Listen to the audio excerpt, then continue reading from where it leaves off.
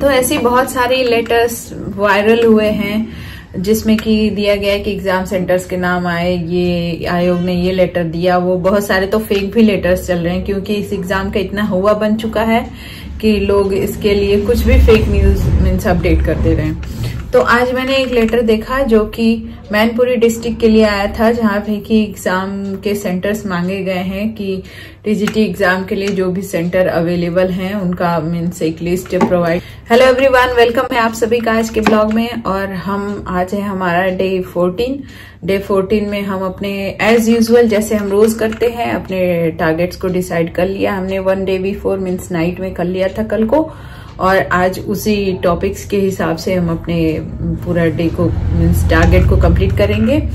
और मैं बीच में आती हूँ, आप लोगों को 10 और 12 मिनट्स का अपना एक डे शेड्यूल का ब्लॉग डालती हूँ, और मैं एक बार लाइव भी आती हूँ 2 o'clock या 2:30 के अप्रॉक्स।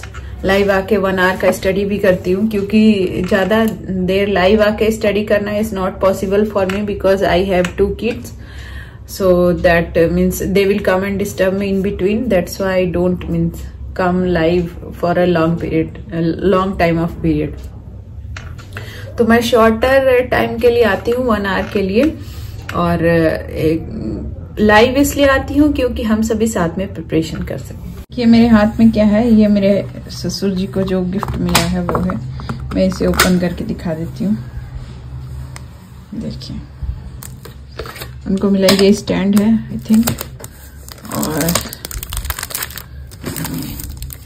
ये मिली है एक चांदी की प्लेट। उनको 30 years हो गया है, तो 300 grams की ये सिल्वर प्लेट है जो कि उनको मिली है as a token of love. और एक ऑनरिंग के लिए एक ये मिला है। देखिए,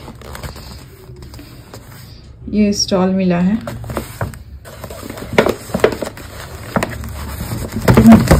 एक हाथ से निकालने में प्रॉब्लम हुई। ये फ्लावर्स मिले थे दोनों हस्बैंड वाइफ को, ये फ्लावर्स, और ये शॉल मिला था। देखिए ये है। तो आज का दिन उनके लिए बहुत ही मीन्स आई थिंक कि प्राउड का दिन होगा कि उनको मीन्स ऑनर मिला है, क्योंकि किसी भी कंपनी में 30 years तक जॉब करना is not a small thing. ये बहुत बड़ी बात होती है।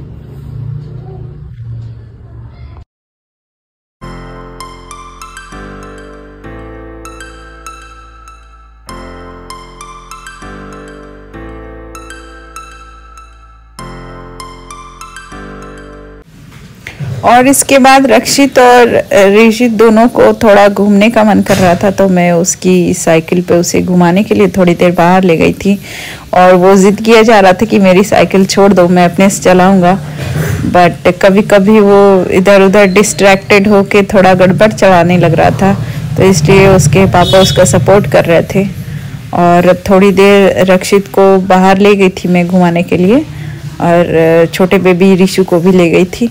इससे उनका थोड़ा बच्चों को बाहर घूमना बहुत पसंद। तो ऐसे बहुत सारे लेटर्स वायरल हुए हैं जिसमें कि दिया गया है कि एग्जाम सेंटर्स के नाम आए, ये आयोग ने ये लेटर दिया। वो बहुत सारे तो फेक भी लेटर्स चल रहे हैं क्योंकि इस एग्जाम का इतना हुआ बन चुका है कि लोग इसके लिए कुछ भी फेक न्यूज मीन्स अपडेट कर दे रहे हैं। तो आज मैंने एक लेटर देखा जो कि मैनपुरी डिस्ट्रिक्ट के लिए आया था, जहां पे कि एग्जाम के सेंटर्स मांगे गए हैं कि टीजीटी एग्जाम के लिए जो भी सेंटर अवेलेबल हैं उनका मीन्स एक लिस्ट प्रोवाइड। तो अगर बोला जाए देखा जाए तो कुल मिला के एक बात मीन्स स्पष्ट है कि अभी आयोग की तरफ से कोई क्लियर वर्डिक्ट नहीं आया है कि एग्जाम कब होगा या किस डेट पे होगा। लोग बस एक संभावित तिथि बता रहे हैं कि 15 जनवरी से पहले तक एग्जाम करा लिया जाएगा।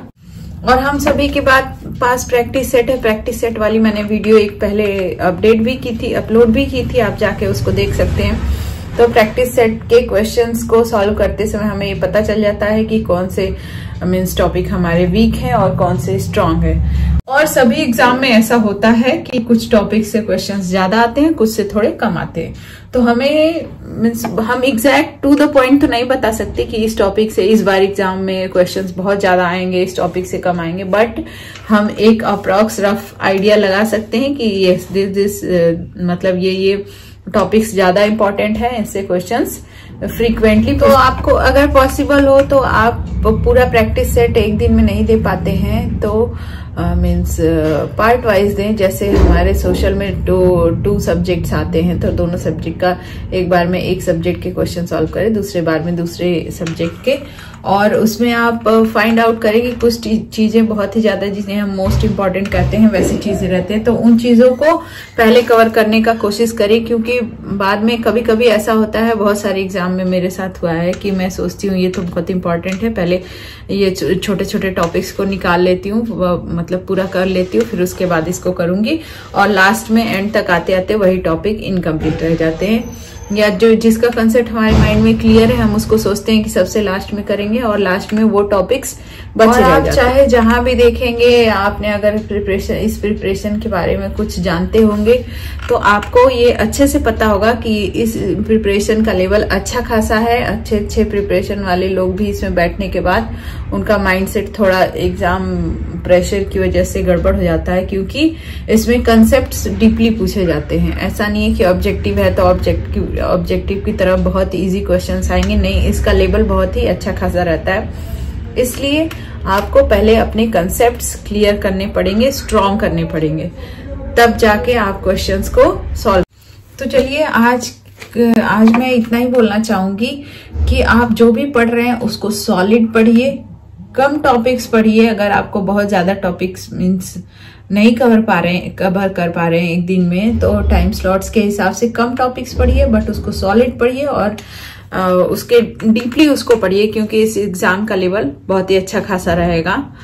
तो अपनी प्रिपरेशन को ऐसे ही धार देते हुए आगे की तरफ बढ़ते रहिए। चलिए मिलते हैं कल, तब तक के लिए बाय बाय, टेक केयर।